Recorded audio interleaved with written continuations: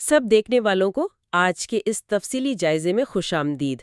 गुफ्तगू शुरू करने से पहले मेरी तमाम नाजरीन से गुजारिश है कि मज़ीद ऐसी मालूमाती और गहरी वीडियोस के लिए the global insights YouTube channel को ज़रूर सब्सक्राइब करें। और हाँ, अगर आज का ये जायज़ा आपको पसंद आए तो वीडियो को लाइक करना मत भूलिएगा। जी बिल्कुल। और आज का जो हमारा मौजू है वो वाकई बहुत अहम है। हम बात करने वाले हैं मशरिक़ वुस्ता में जारी हालिया कशीदगी पर, ख़ास तौर पर जो ईरान, अमेरिका और इसराइल के दरमियान एक तनाज़ा चल रहा है ना, उसका पाकिस्तान की मईशत पर क्या असर पड़ रहा है। बिल्कुल। और मैं यहाँ एक बात बिल्कुल वाज़ेह कर दूं कि हमारी आज की इस बहस में किसी सियासी या नज़रियाती फ़रीक की हिमायत या मुखालफत बिल्कुल शामिल नहीं है। मतलब हमारा मकसद किसी की साइड लेना नहीं है। हम सिर्फ और सिर्फ फराहम करदा माशी हक़ाइक़, तिजारती आदात व शुमार और उन महरूकात का एक खैर जानिबदाराना जायज़ा लेंगे जो हमारे सरमाए और रोज़गार पर असरअंदाज होते हैं। सही बात है। देखें, जज्बात अपनी जगह, लेकिन जब बात मईशत की आती है तो हमें सिर्फ फैक्ट्स को देखना पड़ता है। और आज हम इसी ऐनक से इस पूरे मसले को समझने की कोशिश करेंगे। जी, तो मैं सोच रही थी कि इस सूरत हाल को समझाने के लिए ना एक छोटी सी तशबीह इस्तेमाल की जाए। मतलब किसी भी मुल्क की मईशत बिल्कुल एक 3 टांगों वाली कुर्सी की तरह होती है। एक टांग बरामदात यानी एक्सपोर्ट्स की है, दूसरी गैर मुल्की सरमायाकारी फॉरेन इन्वेस्टमेंट की है, और तीसरी और सबसे अहम टांग तरसीलात ज़र यानी रेमिटेंसेस की है। ये बहुत ज़बरदस्त मिसाल दी आपने। और मैं अगर इसी कुर्सी की बात को आगे बढ़ाऊं तो पाकिस्तान के केस में ना, मसला यह है कि इस कुर्सी की पहली 2 टांगें तो पहले ही बहुत कमज़ोर हैं, और जो तीसरी सबसे मजबूत टांग है वो अब अचानक हिलने लगी है। तो मतलब बुहरान की शिद्दत को समझने के लिए हमें पहले ये देखना होगा कि हमारा इस तीसरी टांग पर यानी मशरिक़ वस्ता पर इन्हिसार कितना ज़्यादा है। थोड़ा उसके आदाद-ओ-शुमार के बारे में बताएंगे? देखिए, अगर मैं आपको सीधे साधे नंबर्स बताऊं ना, तो इस वक्त तकरीबन 6 मिलियन यानी 60 लाख पाकिस्तानी मशरिक़ वुस्ता में काम कर रहे हैं। और पिछले 25 सालों में ये जो तरसीलात ज़र है ना, ये $1 बिलियन से बढ़कर तकरीबन $40 बिलियन तक पहुंच चुकी हैं। $40 बिलियन? अरे वाह! ये तो मतलब मुल्क की पूरी जीडीपी का कोई 10% बनता होगा, है ना? जी जी बिल्कुल, 10% बनता है। और हैरत की बात यह है कि इन कुल तरसीलात में से 54% यानी आधे से ज़्यादा हिस्सा सिर्फ और सिर्फ मशरिक़ वुस्ता से आता है, जिसमें सऊदी अरब और यूएई सबसे आगे हैं। और जैसा कि हमने बात की कि बाकी 2 टांगे कमज़ोर हैं, तो मतलब हमारी एक्सपोर्ट्स और सरमायाकारी का क्या हाल है इस वक्त? वो तो बस बमुश्किल ही चल रही हैं। हालिया माली साल के पहले 7 महीनों को ही देख लें, हमारी बरामदात में तकरीबन 8.7% की कमी आई है। और फॉरेन डायरेक्ट इन्वेस्टमेंट तो पिछले कई सालों से बस 1 या $2 बिलियन सालाना पर ही अटकी हुई है। यानी हम मुकम्मल तौर पर ओवरसीज़ पाकिस्तानियों पर डिपेंड कर रहे हैं। एक मिनट, 2011 से 2025 के दरमियान मैंने कहीं पढ़ा था कि ब्यूरो ऑफ इमिग्रेशन के ज़रिए कोई 1 करोड़ लोग बाहर गए। बिल्कुल सही पढ़ा आपने। और इन 1 करोड़ में से 90% यानी 90 लाख लोगों ने सिर्फ और सिर्फ मशरिक़ वुस्ता का रुख किया था। ये एक बहुत बड़ा नंबर है। लेकिन देखें, ये तो ऐसा ही हो गया ना जैसे हमने अपने सारे अंडे एक ही टोकरी में रख दिए हों। मेरा सवाल ये है कि क्या पाकिस्तान इतनी बड़ी तादाद में वर्कर्स को एक ही खित्ते में भेजकर दरहकीकत अपनी बेरोजगारी का मसला किसी और मुल्क को आउटसोर्स नहीं कर रहा? आपकी बात किसी हद तक दुरुस्त है। देखिए, मकामी मईशत इन नौजवानों को नौकरियां नहीं दे पा रही, क्योंकि हमारी लेबर मार्केट में हर साल लाखों नए लोग आ रहे हैं।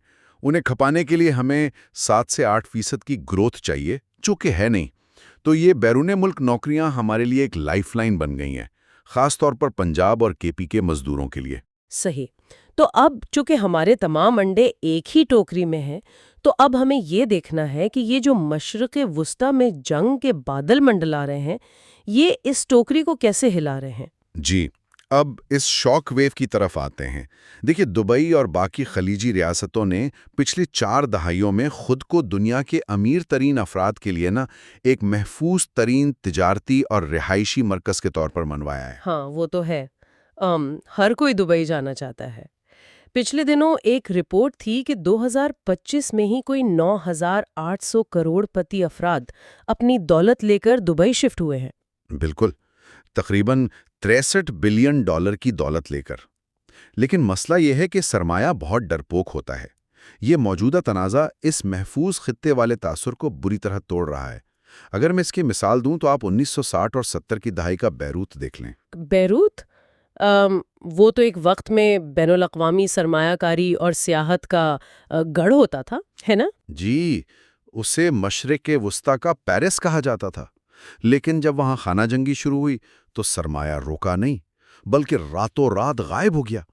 اور ایک بار جب پیسہ نکل جائے تو واپس آنے میں دہائیاں لگ جاتی ہیں۔ لیکن ایک بات بتائیں، اس میکنزم کو تھوڑا عام فہم انداز میں سمجھائیں۔ مطلب اگر ایک کروڑ پتی جنگ کے ڈر سے اپنا پیسہ دبئی سے نکال لیتا ہے تو اس سے ایک پاکستانی مزدور کی نوکری پر کیسے فرق پڑتا ہے؟ میں بتاتا ہوں، یہ ایک چین ریاکشن ہے۔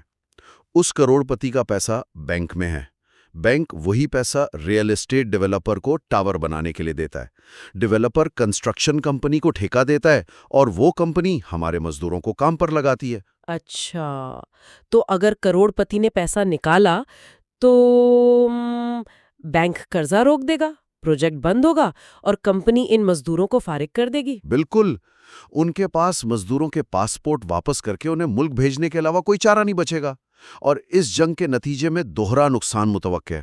دوہرا نقصان؟ وہ کیسے؟ دیکھیں، ایک تو 2026 میں اندازاً 1,14,000 سے لے کر 3,80,000 تک نئے پاکستانی ورکرز باہر نہیں جا سکیں گے، اور دوسری طرف تقریباً 3 لاکھ سے لے کر 14 لاکھ تک موجودہ ورکرز بے روزگار ہو کر وطن واپس لوٹنے پر مجبور ہو سکتے ہیں۔ 14 لاکھ لوگ؟ کیا بات کر رہے ہیں! لیکن ایک منٹ، اگر ہم کووڈ کی وبا کو یاد کریں تو اس وقت بھی 2020 اور 2021 میں تقریباً 10 لاکھ مزدور باہر نہیں جا سکے تھے، ہم اس سے نکل آئے تھے نا؟ تو کیا یہ جنگی صورتحال کووڈ سے بھی زیادہ خطرناک ثابت ہو سکتی ہے؟ یہ بہت اچھا سوال ہے۔ دیکھیں، کووڈ ایک عارضی عالمی لاک ڈاؤن تھا۔ بلڈنگز کے پروجیکٹس کینسل نہیں ہوئے تھے، بس روکے گئے تھے۔ پابندیاں ہٹیں تو کام دوبارہ شروع ہو گیا۔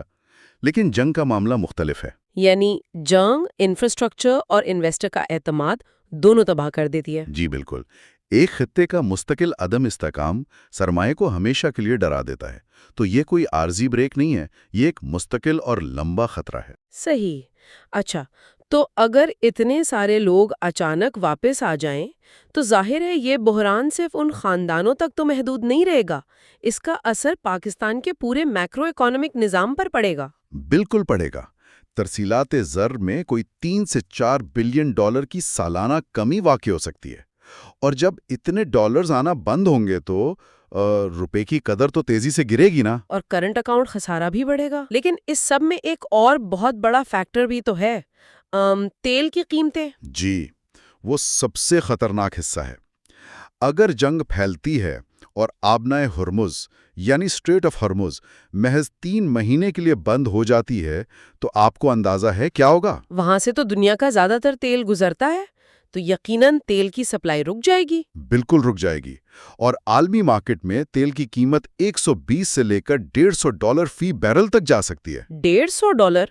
ارے بھائی، تو اس صورت میں پاکستان کا ماہانہ تیل کی درآمد کا بل کتنا ہو جائے گا؟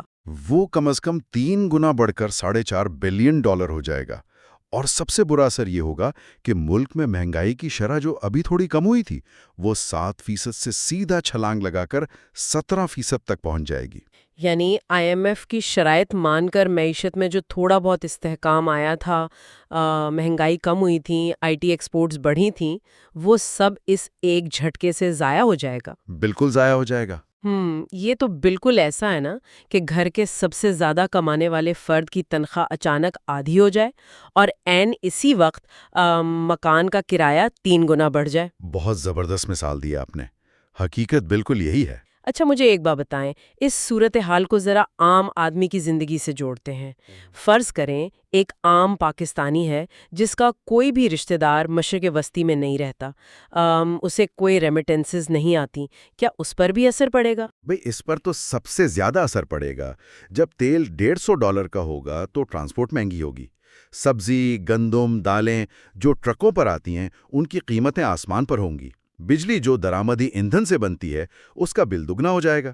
یعنی مہنگائی کا طوفان سب کو اپنی لپیٹ میں لے لے گا۔ ہم نے خطرات کی شدت کو تو سمجھ لیا ہے، لیکن دیکھیں صرف پریشان ہونے سے تو کچھ نہیں ہوگا۔